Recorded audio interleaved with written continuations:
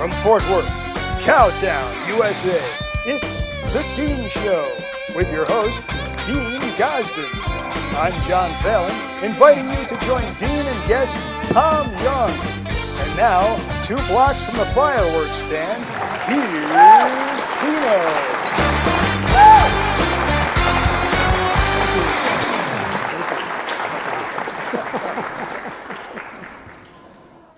Thank you. Yeah, I guess if you're just joining us, if you're back from last week, then you know what to expect. If this is the first show you've seen, then you don't know what you're in for, I guess. So anyway, but I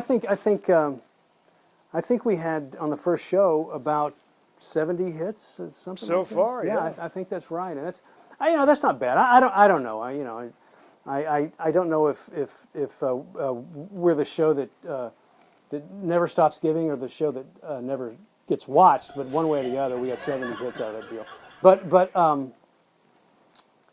I guess we're not getting as many. Did you see the article? There's a guy out in California that got arrested for arms possession, and his bail was like $1 million. So it wasn't like he just had a pistol in his trunk that he forgot about. I guess he's a pretty rough character. But the police department in wherever this was, they posted his mugshot on Facebook. And I guess the guy's a good-looking guy with some blue eyes or something. But anyway, he got like 1 million hits. Over 1 million hits, like within 24 hours. And now he's got an agent out of Hollywood. And yeah, and there's contracts available for modeling and all kinds of stuff. And I guess maybe we're going about this the wrong way. Maybe we should try to get arrested. Yeah. Yeah. I could get arrested for murdering this monologue for that. Let's see. But anyway, and I was thinking about that. I thought, I bet this guy. I mean, this just shows you how pop culture is going. I bet if this guy posted on Indiegogo, he could have his bail raised and be out of jail before this show's over. Probably so. Anyway, moving on to something closer to home. I don't know if anybody keeps up with the Rangers. You keep up with the Rangers at all? Oh, barely. Yeah. I'm not a sports guy. I watch the Super Bowl and the World Series, and that's about it. I'm like the guy who goes right to the end of the book and reads the ending and throws it away. Says, yeah, I read that. But I guess Yu Darvish, the ace pitcher, from Japan, he was in an interview. He said if I make it to the All-Star team, the American League All-Star team, that he wouldn't pitch. That instead he was going to go sightseeing. I don't know. I think later someone heard him say that he was looking forward to going to Minneapolis to meet Mary Tyler Moore and see her museum. So, hey, I just write them. No apology for the delivery. And I guess the Rangers are, washed up. I don't know. They're down 8 games, and I saw an article that said that they should probably start thinking about next season, 2015, and kind of figuring this season's pretty much done. And I guess they're kind of going that route because I saw the theme of the next home game was all fat ladies who sing get in free. So, so anyway, and then finally we're gonna get this murdered monologue over with as quick as possible. I saw where female or women entrepreneurship is up over 2013 by 87%. Wow. Yeah, there's a lot of women that are going into business, and I remember back in the 80s. I mean, that was evident just taking a stroll down Hollywood Boulevard. But anyway, the ladies are great. Yeah, took me a moment. I got this. You got there? Yeah. To see the ladies are now on the corners. But anyway, it's up 87%, and it said while women entrepreneurship is going up dramatically, that men, on the other hand, are saying screw it and starting stupid talk shows like this. So, anyway, enough about that. thanks for coming back and seeing us again, and we hope you like our show. We got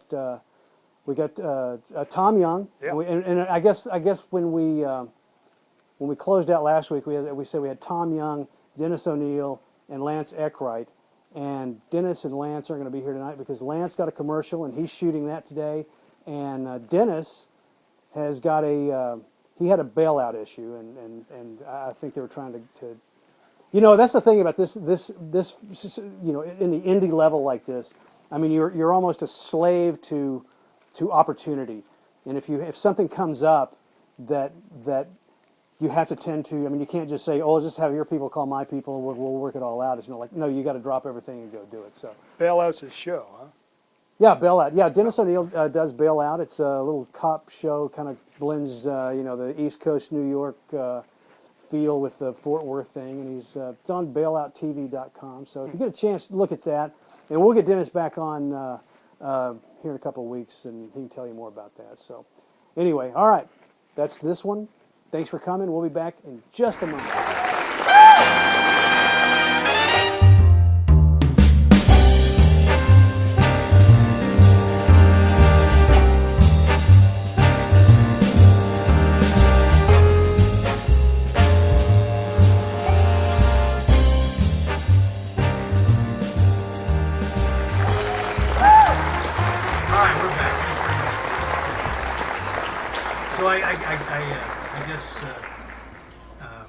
You were a little concerned about Bailout and Dennis O'Neill. Oh, the way you said it, Yeah. I was afraid the audience might think that you were saying that he was just bailed out. Right. Or he was having problems getting bailed out. Right. Yeah. I didn't think about that. And also one thing I did was with Edgar Arrola. Uh-huh. Arrola. Yeah, there you go. I said, Edgar's been with Denzel Washington. Yes. He hasn't. Yeah. He's been in a movie. There you go. Thanks. Anyway, Oh, good. let's clarify that. Dennis is in jail. He's doing a TV show called Bailout. Okay. Well, good. So anyway, how you been? No, I'm all right. How's the videos? I'm still working on it. Yeah, right. Yeah. I have nothing to report Nothing to report on that front whatsoever. I like that fireworks sign. Oh, yeah. This is a country. You get all kinds of stuff out here in the country. Yeah, see, I'm from the East Coast where all of that was illegal when I was a kid. Really? So when I got here, I couldn't believe it. So- People were just selling fireworks out in the open. So when you were a kid, you couldn't Yeah. go. Well, I mean, you could go get them someplace. There and was go- always somebody in the neighborhood who would go to a state where it was legal. They would make a run out there and bring stuff back. But then shooting it off was always a problem because you would shoot one off and the entire police department would just converge on that house. Right.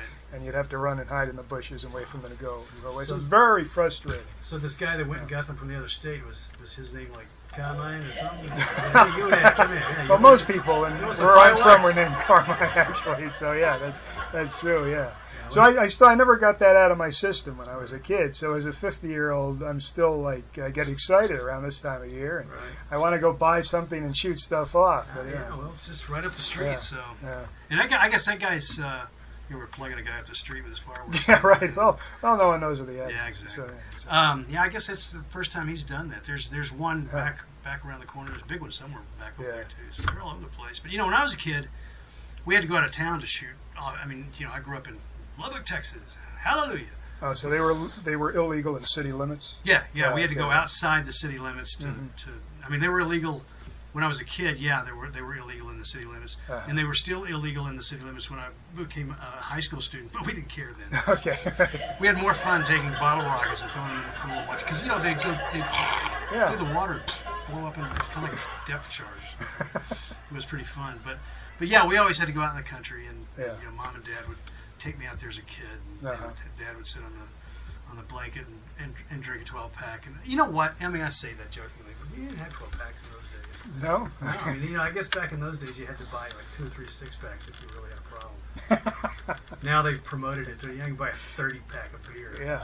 I saw that and I thought, 30? It's for big parties. It's I guess that's if you don't want to haul a keg around. Or Right. something. Yeah, 'cause that's almost a keg. But yeah, in fireworks, when I lived in California, I lived in Los Angeles, and I was amazed at how, Los Angeles, I mean, that's the fire capital of the world. I guess maybe out there they don't want you to go out in the country and shoot them off.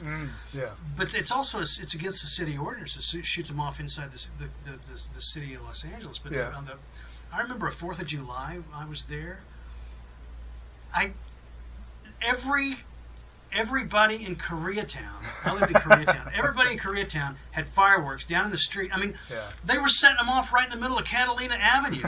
And they were shooting these things up in the air. And these friends of mine that lived in the apartment, they were up on the roof. And they said, hurry up, come up here and we'll watch the fireworks displays and all this kind of stuff.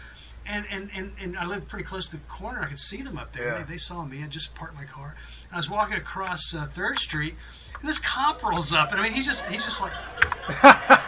I guess because they were so overwhelmed. I mean, what's he going to do? There's 500 people down Catalina. Yeah, they're outnumbered. Yeah. Yeah, he just went on. He just didn't care. And I almost hit one of those things you light that blows out. I ran over one, and it was crazy. I never saw anything like that in my life. But here, I don't know if it's. And nowadays they've got so many fireworks displays that I don't know. Every town has one. Right? I don't know if these guys. I don't know if these guys actually. I don't know how good they do. I don't know. I mean, I don't have. Yeah, I don't know. Yeah, I don't have a desire to shoot off fireworks. I remember one year, my brother and his wife and kids, I think, came out to the farm to shoot off fireworks, and a buddy of mine brought it, and his girlfriend came out, and we were out in the front yard with a big piece of wood, and we were shooting off bottle rockets and stuff.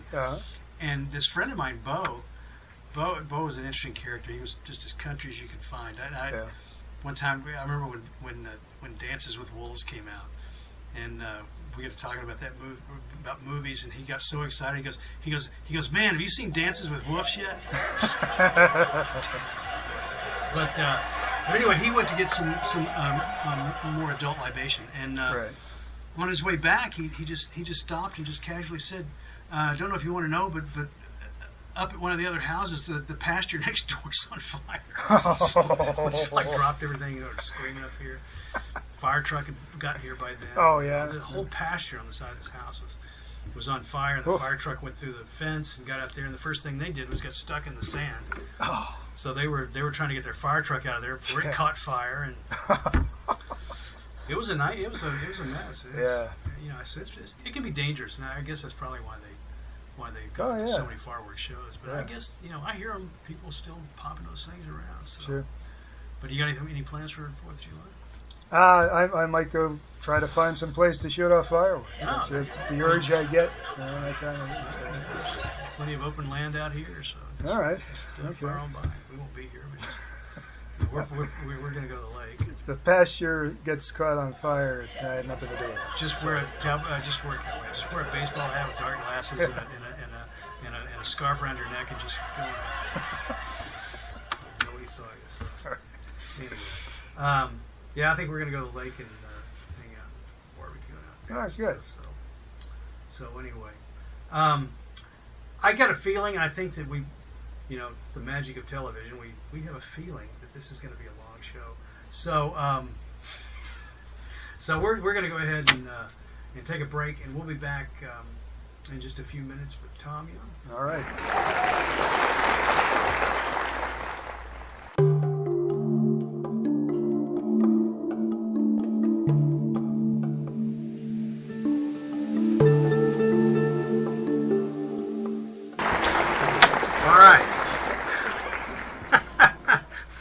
Thanks for coming back. My first guest tonight, and I guess my only guest tonight, is a local filmmaker, actor, producer. You've probably read about him in the Dallas Morning News and hopefully seen some of his movies. Please welcome Tom Young.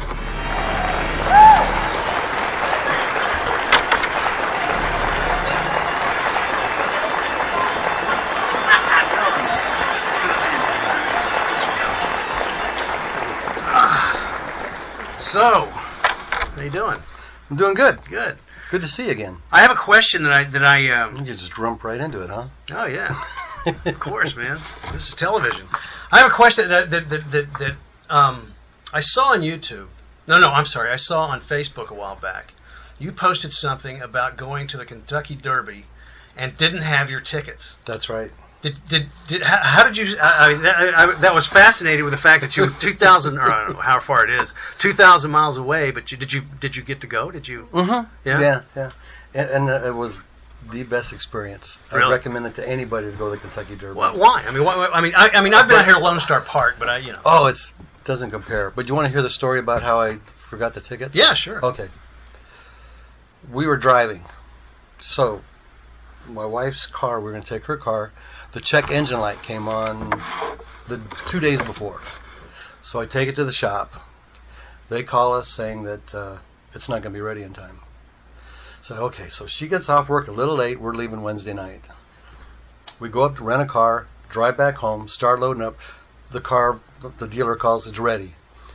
I said, well, we're leaving. Can you just leave it there for 4 days? And my wife says, I don't want to leave my car outside for 4 days. So then we leave. We go get her car, come back. Then she needs a prescription filled that she forgot. So I have to drive up and get the prescription, come back. So with all that running around, I forget the tickets.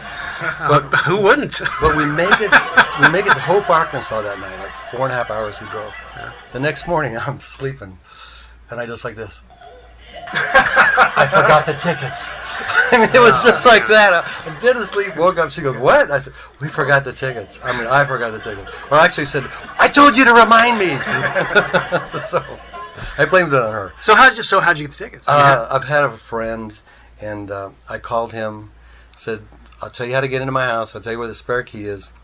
He went, he FedExed them to us, and they were right there. I could track them, and they were there at 10 o'clock the next morning in time to go to the track. If you had not had your friend to, could you have not? I mean, could they have not at the ticket booth tracked those things, and you could have? That's what I would think. Yeah.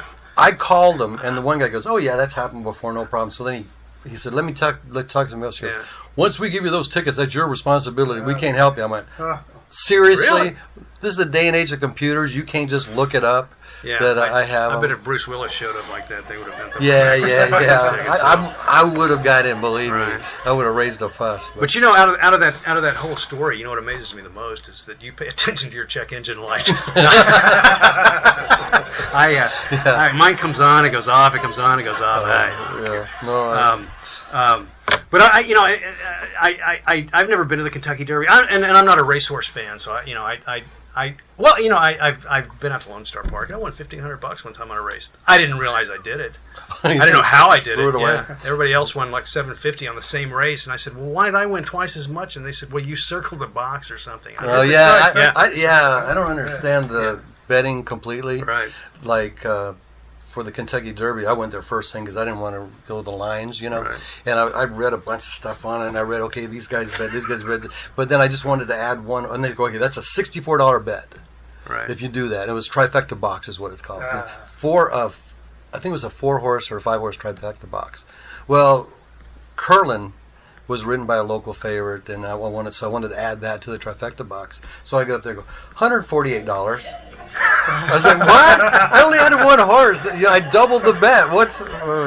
So, and then none of them came. Yeah, you got to be careful if you don't know what you're doing, I guess. I don't know what I did. I mean, I think that I just put down a $2 bet. I mean, I don't know. I have no idea. But, just like anybody else who didn't know what they're doing, I gave like 500 of it right back to them in the next 2 or 3 races. Yeah, that does happen. So, we won the first race, and then after that, we were just like, yeah.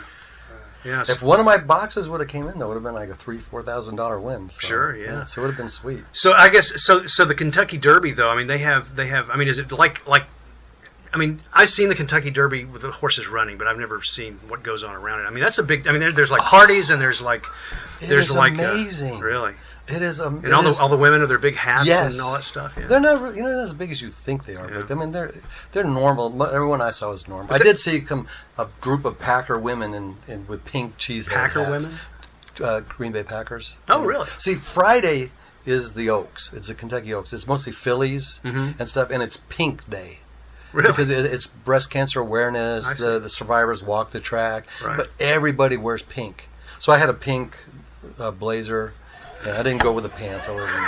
But maybe next year, now that I saw what everybody else wears, I will go for the pink pants because it is wild. All the pink outfits these people have. And everybody drinks mint juleps or something. Those suck. Do they? Those suck. I've never had one. Oh my! You're not missing it. It's whiskey and Coke. That's it. Really? No. And there's a Here in Texas, we call that whiskey and Coke. Yeah, and there's a sprig of mint in it. That's it. Is that I right? thought it was gonna be some like nice sweet, Right. mint tasting drink or Right. something. Right. I was like, this is whiskey and Coke. So it's like horrible, but it was like, yeah. Well, that's fun. I saw that and I just thought, what a stinking predicament to be in. Oh, that was sick feeling. Yeah, I mean, I've run off and left my wallet before, and I know how that feels. And I'm just on my way to the store, so I can imagine. What do the tickets cost? What does it cost? Oh, I think it was like $250 for the weekend. Oh, that's not for bad. Friday and Saturday, and we were in the front row down the home stretch. Really? Yes, and I was like, was that by chance or? No. Well, I put in for a drawing to buy tickets, Right. ahead of time before they want to sell the public. So I got that, and then they give you all these sections where you want to sit and what price range you want. And so well, this looks good. Let me get that. Wow. And it was like row B. Wow. So I was like, how did I get? So I'm really the usher. I'm like, really? This is yeah. And it was cool because A stopped like 5 seats to I our don't left, deserve this. No. and so I actually had a lot of room. Really? And so it was like you weren't. And cramped. it was just a chance. Just a chance, yeah. No kidding. Wow. And it was cool because the Oaks started right in front of us Right. on Friday. That was neat because a horse reared up and sat down on its butt and was sitting in the. It was sitting on its butt in the gates. Wow. And they had to pull everybody out and then open the gate and pull them out. Pull a jockey out. From Yeah, and underneath that the was what's his name? The coach of Kentucky's horse, Patino. Yeah. It was his horse. So I was like, oh, I bet he's pissed. Yeah, But wow. it was so neat being that close. The only trouble is you got to if you go to get a mint julep Right. and come back, then there's people standing in front of you and you're going, yo, dude, no, sir. Unfortunately, I had a 2 seats down with a group of guys from Chicago. Oh, they were very And- vocal. Yeah, they were very vocal, and they weren't letting that happen. So it worked out good. Well, that's cool. Well, I was reading your bio and I was looking at what you've done, and okay. So you've been an actor producer for 18 years or so. Yeah, and, about that. Yeah. But I was taken by the fact that you started in comedy. Yeah. I mean, you're doing stand up. Yeah, that's how I started. Where did here In Dallas, yeah. Really? And I was getting pretty well known in Dallas, well enough to know that when you go to some Best of Dallas contests, I'm competing with my own material. Like, that dude just stole all my material from my last show. What is that? Right. Yeah. I guess there's a lot of thieving going on. Yeah. So bad. So did you decided you just didn't want to do it anymore, or No, that was the time when comedians were getting shows. like back in the 80s? Yeah, like Oh, Ray yeah. I Romano remember and those Seinfeld and those, and Right. they're really bad actors. And it's like, oh my God, these guys suck. Well, They're funny, and I just didn't want to be bad. Right. So I started taking acting classes. And when you have to learn lines and say everything for the next class, Right. you don't have time to sit down and write, because you really, when you're doing comedy, have to sit down about an hour every night and write. I just didn't have time for Yeah, that. that's what I did it in Los Angeles. I did stand up back in the 80s, and that was the hardest thing I had to do was write jokes. I mean, I took classes and I really worked at writing material, but I think it was who was it? Richard Pryor once said, if you want to be good at comedy, you don't steal their stuff, but watch the people who are good, and kind of follow that path. But I couldn't write it. I mean, it was I don't know. I mean, if you don't sit down and write, like I said, every night, Right. you lose that skill. well, And- yeah. I mean, it's the setup and punch thing, and then you watch. There's I guess like Jay Leno was a setup and punch guy. Here's I went to the store, blah blah blah, and boom, punchline.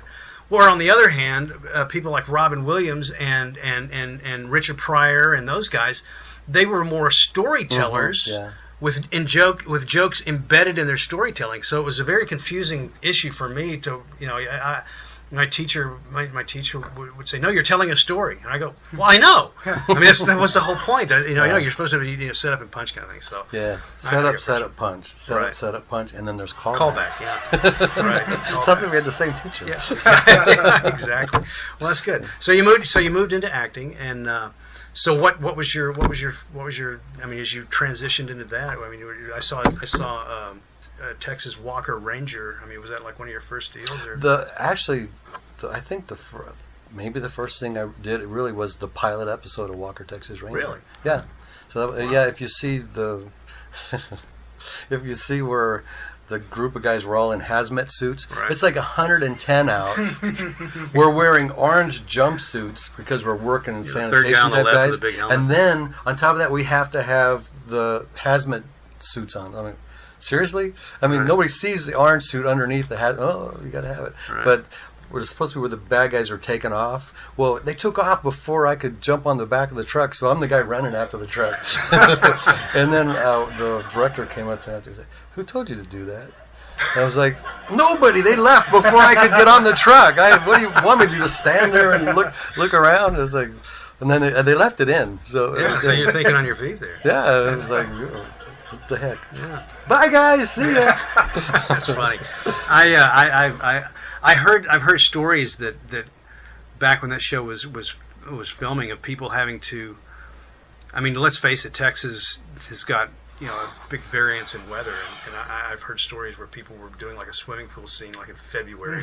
You're probably right. Yeah. I did work on it, for like the first 2 seasons as an extra to get credit and stuff, and then I quit working on it because they always said if you work too much as an extra, that's all they're going to think of you as. Yeah.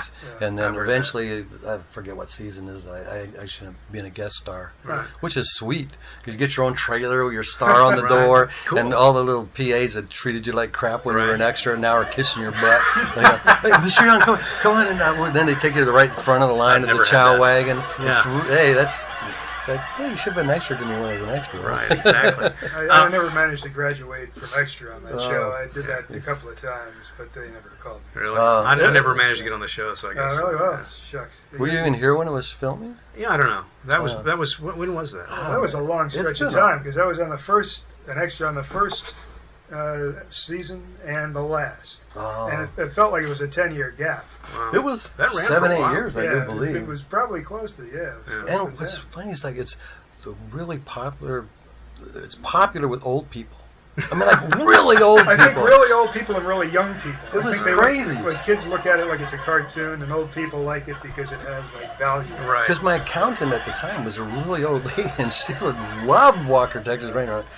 Really, I'm surprised. What's on CBS? I guess that's their demographics. Yeah. Now it's on a Hallmark channel. Yeah. Which again is very old. Oh, I still get checks.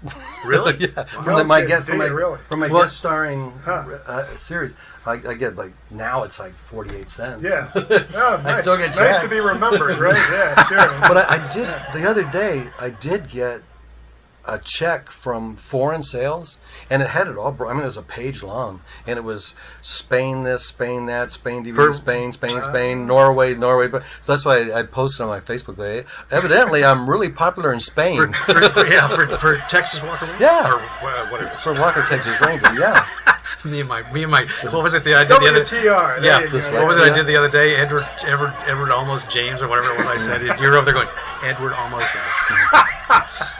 I get things mixed up sometimes. So you did that, and that was kind of like your springboard into yeah, it was my resume builder. Right. Then I got a couple commercials where I was like featured extra, right. and so you did commercials for a while. So I saw you were in Good Guys. So so what was the gap between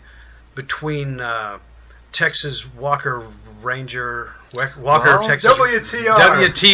Texas Ranger. I mean, you were doing independent stuff and commercials. And I was in some other. I was in Dallas. I did the reunion. I think that's what it was. Yeah. But that's just recent, right? That came. No. It was quite a while ago. Oh, the reunion. I'm thinking about the what's going on right now. The movie, because Larry Hagman. Okay. Which that was a cool story too. Is because that was one of the first where I had a speaking role. It got cut out though, but we were at a men's club, and right. I was sitting at a table with all the other extras, and but I wasn't an extra. I had a line with JR, and I was sitting there and had my back, and all of a sudden I see all the extras' eyes get real big. I'm like, what is wrong with you guys? Standing right behind you. Yeah, and all of a sudden there's a hand on my shoulder, and I turn around. It's Larry Hagman, and he goes, Larry Hagman. Well, I was like, yeah, I kind of know who you are. But he's got this look in his face like, Like he's waiting for me to. I'm like, oh, Tom Young, nice to meet you there, Mr. Hank. I guess we're ready to go do our scene. Where's Barbara? But yeah, that was funny. The look on his face, like I don't know who you are. Right, they cut your line. So yeah, that was the reunion. Yeah, I got cut out. But they're filming a new The Next Generation or something. Yeah, they're currently on what, TNT? Yeah, have you no, done that? I've had one audition for that. Yeah, and then you did The Good Guys. Now that was Colin Hanks and and the other guy was. And the guy I had my scene with. I knew it when you started talking. Bradley Whitford. Oh, okay. From West Wing and just Right. recently Trophy Wife and everything, yeah. Right. And he's a big guy. I didn't realize he was a big, solid guy. Doesn't come across that way on TV. So how was that working on that? What'd you do? That was cool. That got cut out too. We had a fight scene. Seems to be a trend moving along. I totally understand why it was cut out because it made no sense in the story. Right. And what it was is I told them where something was going on. Then one of the other series regulars is looking for him, and he tracks him down. Well, how does he find that out that I told him to go here? So they made it so the series regular told him where to go. So I understand why I got cut, but really, you couldn't have figured that out before we shot that? Hey, it looks good on my demo reel. Yeah.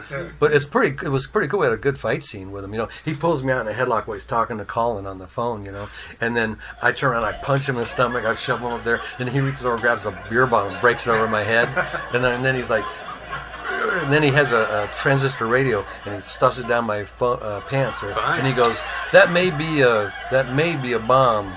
We could or not be, and whether or not you tell me, I'll detonate or whatever." I was like, "Okay, I know what it is." Because he used that line earlier as a callback from when he was in court, where he did that to get info out of a guy. So. But it's a cool looking scene. I really like it. Yeah, I watched a little of that. They how long did that run? That was like 2 or 3 years, 2 years. 2 years, I think. Maybe only one season. That was a really good show. Yeah, I really liked it. It was kind of a fun show. That was, yeah. I don't understand. I think maybe it was on Friday nights, wasn't it, or something? It was on an odd night for TV, but I really liked it. I thought it was a good show. So I got to ask, and I don't know how, and I don't know why.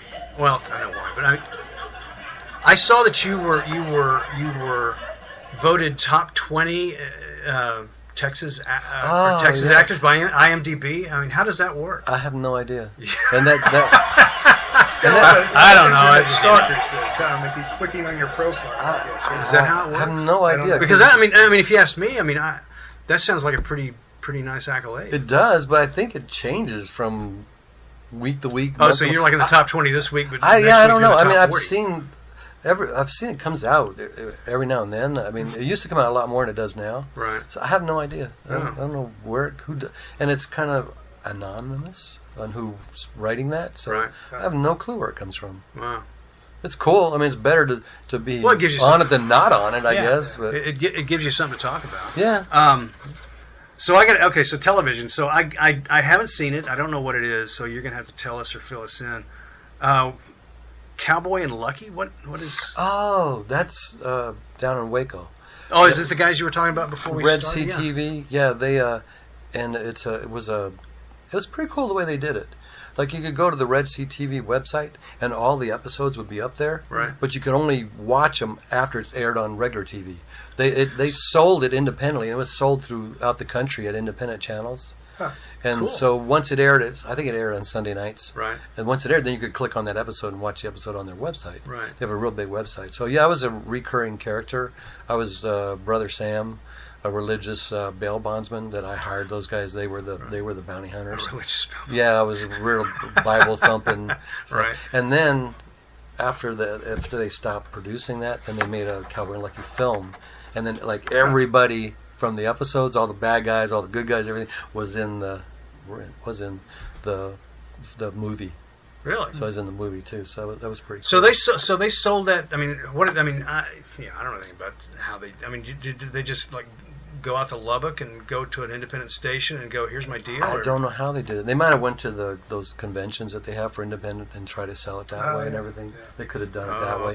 But it was selling around. It was around the country because every now and then I would get somebody that I had worked with somewhere go, hey, I turned on TV and I saw you on TV. Where are you at? And so these conventions, I guess they just buy content. I mean, that's just I think so. What they're looking for. The independent. If there are still syndicates that are now, they used to have those. Yeah. Okay. Yeah, so that's not filming anymore. No, they stopped doing it. I don't know why. Well, now they're doing more movies. Right. But you go down to Waco and they got like 2 vans and it's got and covered with that stuff and they've got their pictures up there. There's Cowboy and Lucky and Red Sea TV and if you're filming, we should get a van. Maybe you should ask how much it costs to cover a wrap, one of those wraps, or exchange commercials for a wrap. Yeah, there you go. But everybody down there knows them, and show van. We're filming, and they'll go, "Hey, Cowboy, look at you!" While you're cut. Wow, so they kind of own Waco. They do. Yeah, they do. That's interesting. But good guys to work with. Yeah, really good guys. Cool. So you went from television now, and so when did you? Okay. So when did you make the leap to? We'll move along. When did you make the leap to? Oh, okay. I'm getting all kinds of messages here. We're gonna. Okay. Excuse me. We're gonna take a little break. Is that what you're telling me? Okay. What are they all gonna do while you're taking a break? Huh? What are they all gonna do while you're on commercial? Okay. Anyway, we're gonna take a little break. We'll be back in a few minutes.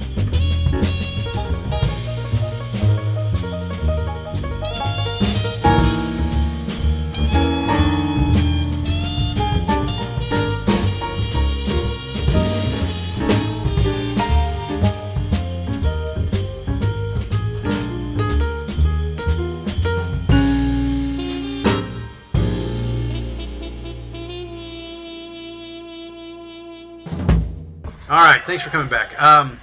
We had a little meltdown there for a second. So anyway, so where so where I was going. Let's see. So you got out of So when did you start getting into independent, making your own stuff, and going down that path? Well, it was my first movie, The Dancer. Oh, that was your first movie? Uh-huh. Yeah, that I made myself. Oh, I see. But I had written it. Yeah, now prior to that, you had entered contests, races. Yeah. So you had made little short films before this. You yourself. This was. Mm-hmm. Yeah. Okay. Or I would do with other people and stuff. Yeah. Right. But I mean, and also every year I enter the Doritos Crash the Super Bowl contest. Oh yeah. And I think mine are always the best. Yeah, right. I do parodies on classic movie scenes. Right. Yeah, I saw the one you did with Cool Hand Luke. Yeah. Cool Ranch Luke. Cool Ranch Luke. Yeah. And then this year we did Blazing Doritos. And I actually had Burton Gilliam in it. I don't know if I want to know what happened on that one. Well, instead, you think they're doing the farting, but they're actually sitting on the Dorito bags to open it.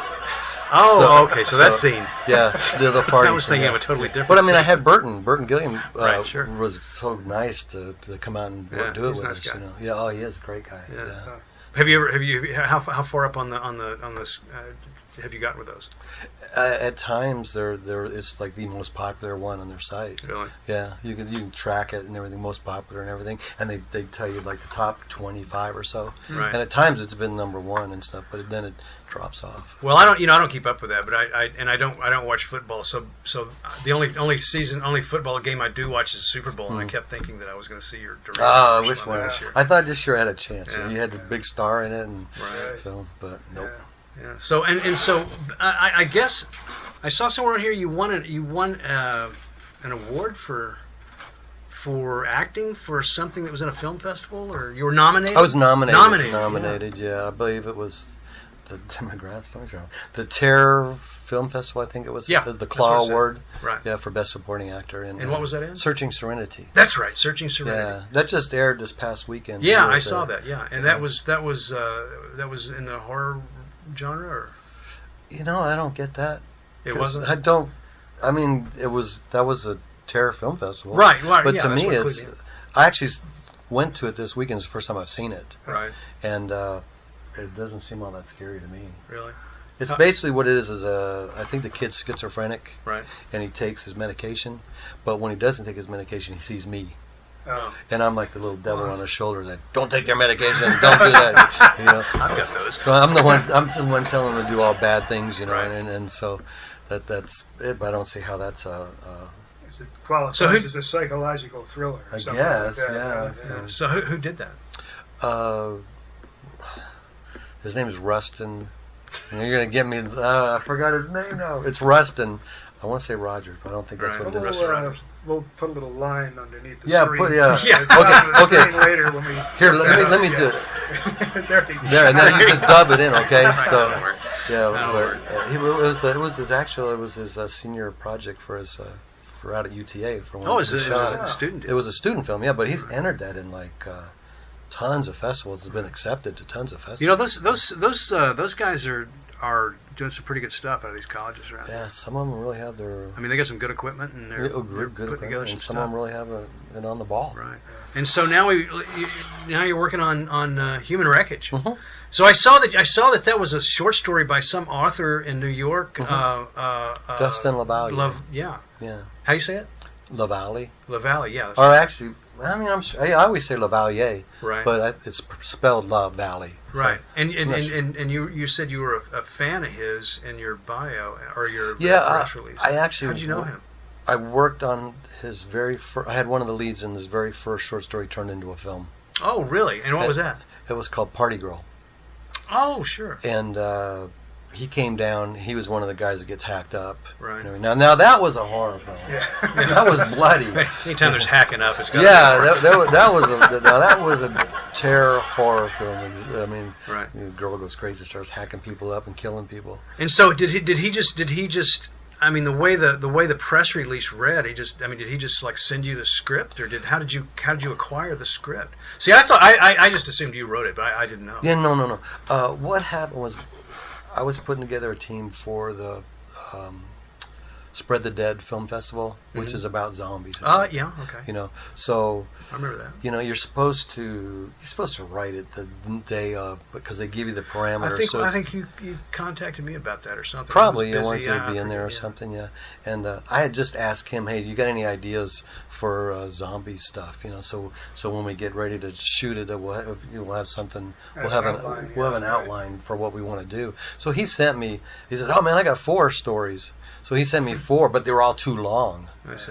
It's only a 5-minute film festival, so it had to be 5 minutes or less. So Human Wreckage is only 5? No. Oh. Human Wreckage is 15 minutes. Right. But it's the festival was 5 minutes or less. I see. But all his stories were 30 pages, 15 pages. So we couldn't even use any of the ideas because there's no way we could compress them down to it. And then the genre we got and the prop we got and everything else would have been impossible to use any of his stories. But I liked this one. I thought it was cool. And so I asked him, hey man, can I shoot it? And he goes, yeah, go ahead, do whatever you want. I like what you did on Party Girl. So, because sometimes the Party Girl, I actually ran camera and stuff on some of the scenes, and he liked what I did, the stuff. So he Welcome says, to the independent world, right? So he says, yeah, go ahead, do it, man. So that's what we've been working on. So was it a script before you got it, or was it a short story? Yeah, he actually wrote it as a script. I see. And normally he writes short stories. He doesn't write scripts, but this one actually came as a script. Wow. Yeah. So. All right. So you brought us a clip from it. So okay. So we're gonna watch that, and then we'll come back and you can tell us. Yeah. It's. Oh, you're gonna tell afterwards? Okay. Yeah. So anyway. Oh, I forgot. Forget. Yeah. So we'll watch that right now. All righty. Man, we could have helped her. Oh, we could have helped her. She could have infected us. She could have attacked us. She could have bitten us. We could have helped her, man. We could have helped her. The only help is helping yourself. There's no one coming. I'm not your enemy. I don't understand this.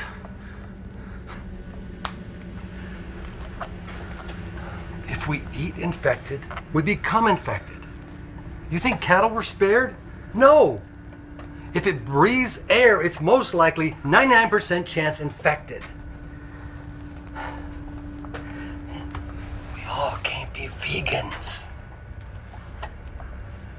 So so nice, man. So who was now I know why I'm on the top 20 IMDb list. Yeah, I know.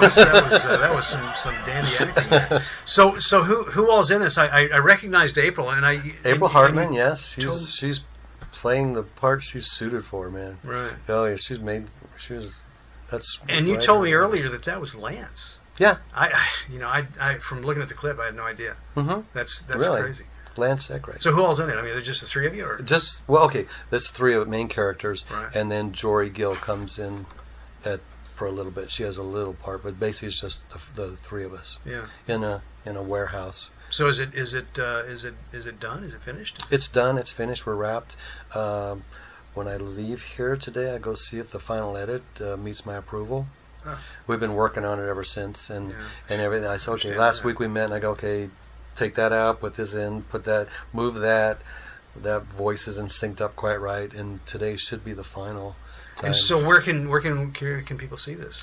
Or is it going to go to film festivals? It's definitely going to go to festivals. Right. I entered it in the Fort Worth Independent Film Festival as a work in progress because I knew it would be done before they did. Now whether it gets accepted or not, from what I'm understanding from the guys from Party Girl and everything goes, if it's not a horror, scary type festival, chances are you're not going to get accepted. Right. So I probably should have waited to do that.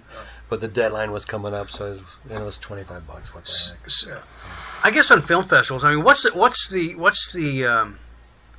correct? I guess you can't have your stuff has to be. I know. I think at Cannes Film Festival or some of these film festivals, it can't have been seen anywhere else first. Oh, that depends on just every film festival. You just got to read the fine print. Everything's different. Like if they want to be a premiere, very few are like that though. Maybe Cannes is like that, but very few of them. You have to have a premiere status if you enter it in there. I see. They don't care because it's such a open market, and plus that's like a money making racket. I mean, you think about it. You get 150 entries, and you only accept 2. They don't give you your money back if you don't make it. So that's a pretty good. I guess there's a lot of competition out there. Yeah. For those things. So will it be? I mean, will you have it available for viewing before? Or during, actually, Jory, one of the girls was in it. She's on the board at Endeavor Group, which is a thing over in Fort Worth that they show. I think every first Sunday of the month or last. And she said if you want to premiere it there, we can show it there. Great. So that'd be good for everybody that's was involved in it to go see it. And if not, I have a friend who rents inflatable screens. So I would like to set it up in my backyard and show it in my backyard just for the people that were associated with it. And then let's see, that'd be kind of a cool way to do it, you know. But from what I'm understanding, there's a lot of people that were helping it. Oh, I know tons of people want to see this. So did you have? I mean, it's obviously a post-apocalyptic zombie sort of theme.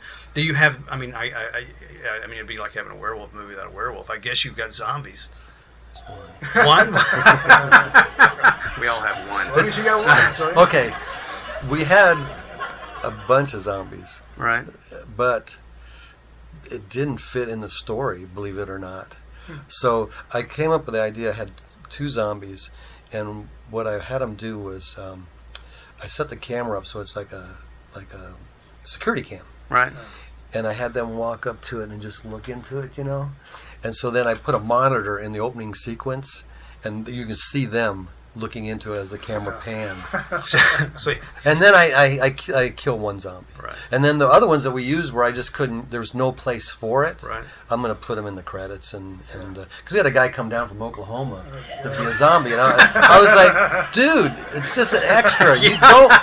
And he goes, no. I want to come down. And she's trying to build, he's just brand new to acting. He wants to build his resume. I was like, you don't want to come from Oklahoma. And that's when they were having tornadoes in Oklahoma. And so I felt, although in the Dallas Morning newspaper, he's in the picture there. So that's probably worth it. Yeah, that's right. So you were in the newspaper. That's yeah, that was cool. They came out and did it. And then Irving Community Television Network came out and did a story of it. And that turned out really good. Really? Yeah, they interviewed us, me, Lance, and April. And I'm not sure if they did anybody else, but yeah, it turned out really well. Is that what gave you the idea for the bottom of your bio? We're available for for interviews or whatever. Oh, probably, yeah. So we're trying to promote this and get it going. Although it's kind of, until it's out and stuff, you're kind of jumping the gun. But they did a bat behind the scenes. Well, I don't know. I mean, jumping the gun. I mean, you're before it's out. I mean, that's kind of what you want to do, isn't it? Get out there and talk it up before. Yeah, I guess. But usually, most if you watch, they'll be on David Letterman like 2 weeks before it comes out. You know, this might be 2 months before it comes out. Depends how long it takes to edit this. Right. Maybe it'll be. I remember when that came out. That was years ago. Hey, you know, I've had that. What is he talking about? Something from 2014. Yeah. Why am I in that? I don't even remember that. Oh, I got a lot of those. I don't even remember being in them. You remember the City of Justice days? Yes. Yeah. That's up on YouTube now. Is it really? Yeah. Oh. Yeah, they're all thanks to Dr. Jones. Both of yours. Stingray? You're in the second and the final. Yeah. Second and the eighth. Yeah, I have it on my resume, recurring.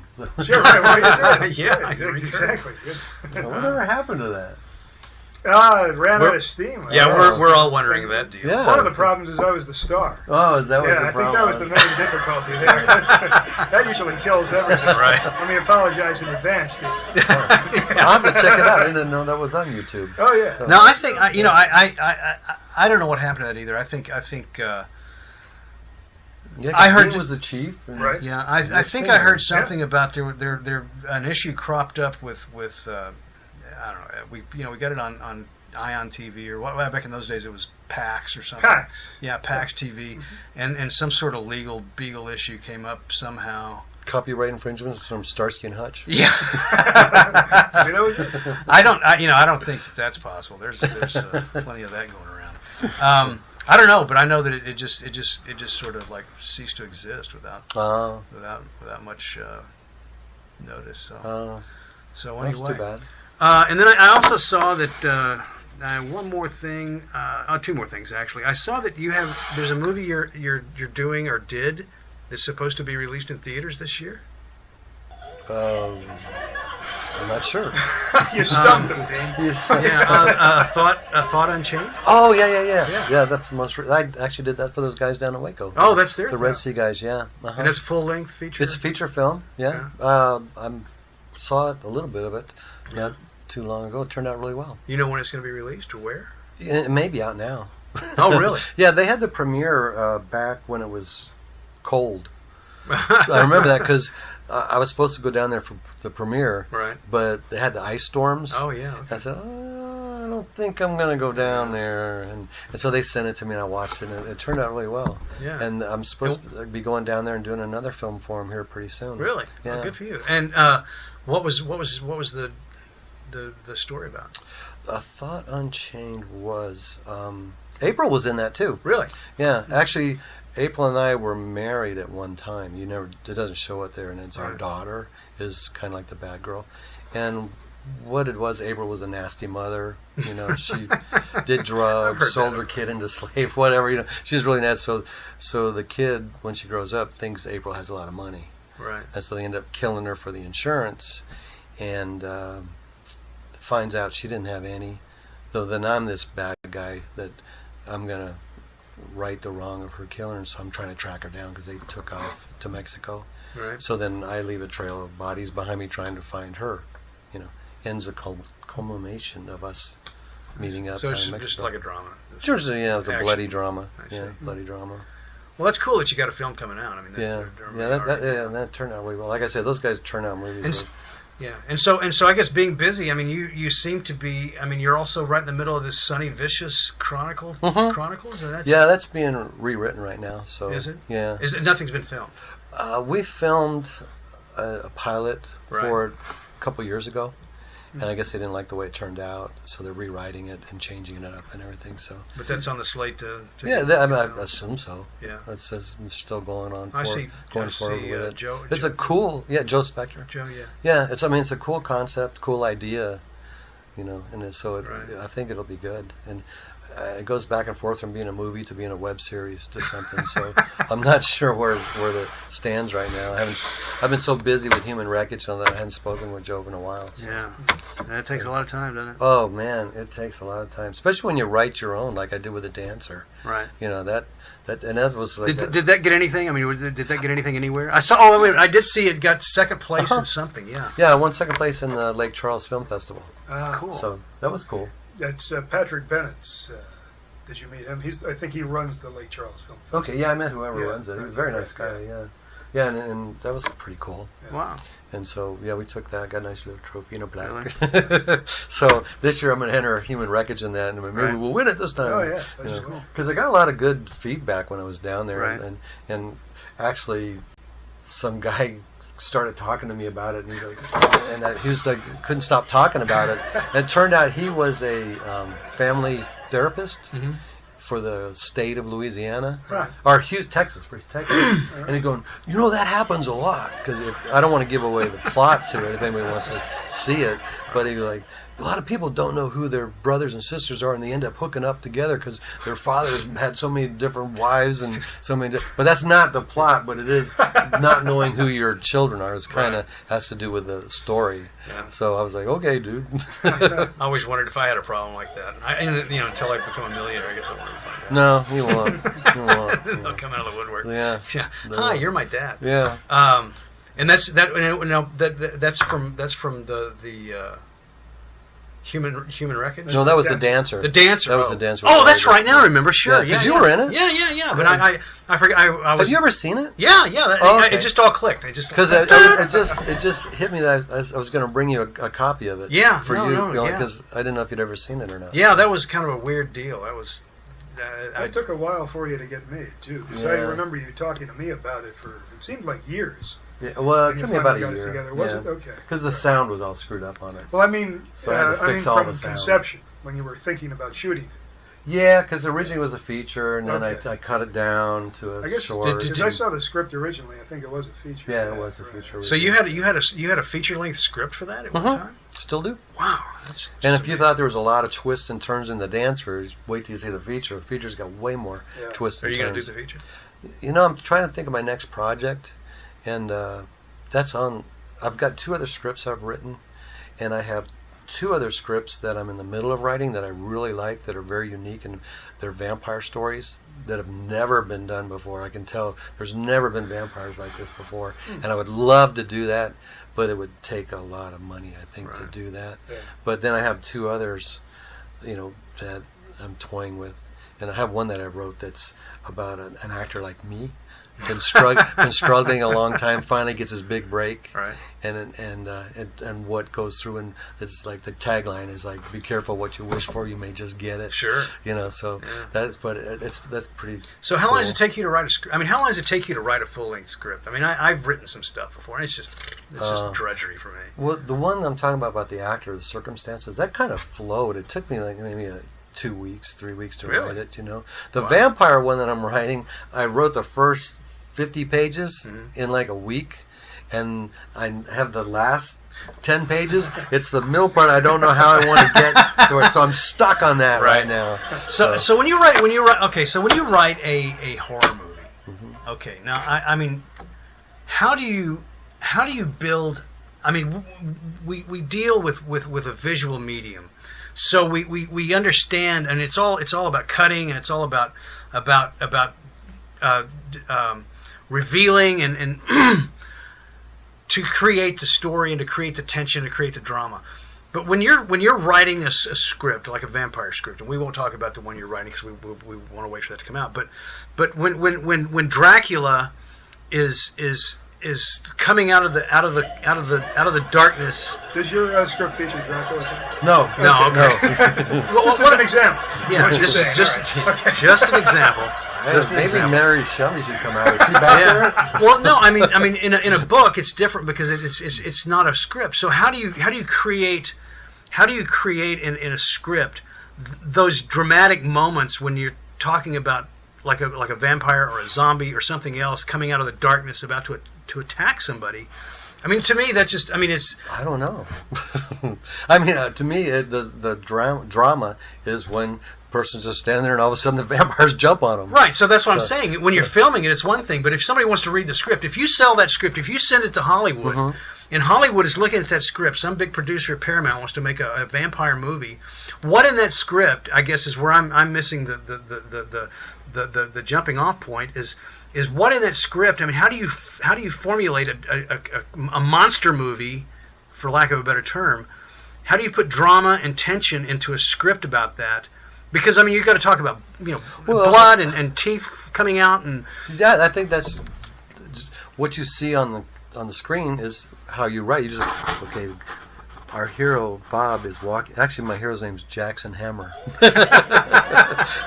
people keep saying change that. That's stupid. I just put it in there as a joke when I was writing it. But I kind of like Jackson Hammer because everybody keeps calling him Jack throughout the script, and he goes Jackson. He corrects him, so it's kind of. I think it's kind of funny. But actually, no. Sure, who wants to go by Jack Hammer? Yeah, Jack walks down the street. And there's an eerie silence. The trees are blowing. The lights are dimly lit. One light bulb pops out. There's a strange howl in the background. He turns and he's face to face with a venom.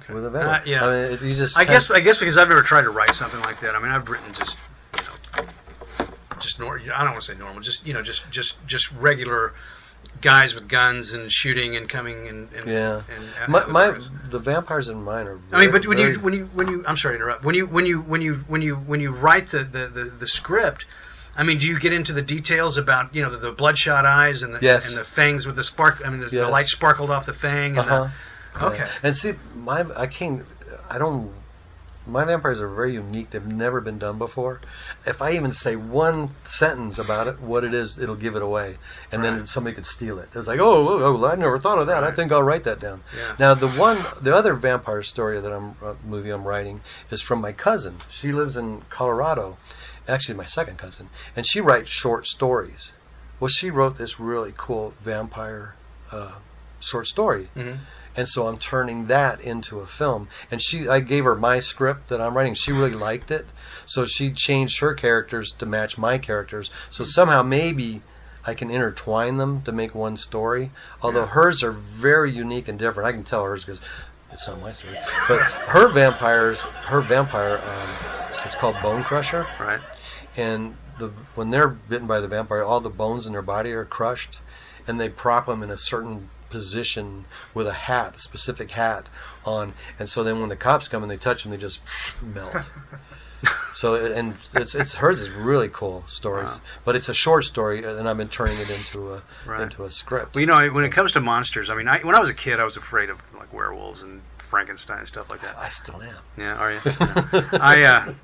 I think over the last few years, I think one of the things that I've noticed, and I think Star Trek Next Generation did it well. I watched Curse of the Werewolf the other night, and they tried to do it, and it almost worked. But they made the monsters, they made them sympathetic characters. You felt bad for the monster, and that's one thing I liked about Star Trek Next Generation is they created these creatures out of whole cloth, and then gave them lives and disasters and a whole backstory that made them vulnerable. And I always thought that was good. I always liked that aspect of creature features that where you have some sympathy for the monster because he can't really help what he is, kind of a thing. So anyway. Well, that's what I tried to do for my character on Human Wreckage. Yeah. Even though they're despicable people and what they're doing to survive is despicable and everything, I tried, rather than just play an all-out bad guy, I tried to make him feel like maybe really this circumstances is what drove them to this, and that's why. So I tried to put little moments in there where you could see like I really don't want to be doing this, so maybe there could be some sympathy. Because first thing you learn in acting school, besides your mark, is bad guys don't think they're bad guys. Don't play them that way. Right. Sure. Yeah. Hitler didn't think he was a bad guy. Right. So you don't play bad guys bad. Right. So I was. They have a reason for being there. Yeah. So I was trying to make him seem like a sympathetic character. I don't know if it came across or not, but very good. Well, I think we're not to the end of this trail. So anyway, I appreciate you coming. I thought you were going to talk about my phone. You have a website, Tom? Yes, I do. It's the Tom Young. The Tom Young. Yeah. THE TomYoung.com. .com. But I don't, since Facebook came along, I just, Facebook, I don't keep, it's so much harder to work on a website than it is just to post a picture on Facebook. It is. But we have the Dancer Facebook page, the group site, we have the Human Wreckage group site, and I have Tom Young on, I have two. I have a Tom Young acting site and Tom Young my personal site. Very cool. Very cool. Okay, so. Well, thanks for coming, man. I appreciate you taking the time out. Man, it was great seeing you, Dean. Yeah, you too. John. Thanks. All right, man. All right. All right. Well, that's that's a wrap for this show. I think that's copyrighted. Yeah, I think so. Probably. Yeah, we have to edit that out. I didn't do it loud enough. Anyway. I was just passing gas. Yeah. That's all that was. Anyway, thanks for coming. Tune in next week. I think we got Trisha Zaytoon. Kevin Costner. Kevin Perhaps. Costner, yeah, he declined. Oh. Yeah, he said, no, after Tom Young, there's no way. It's just my light is down. Anyway, and a few others. So thanks for coming, and thanks a lot.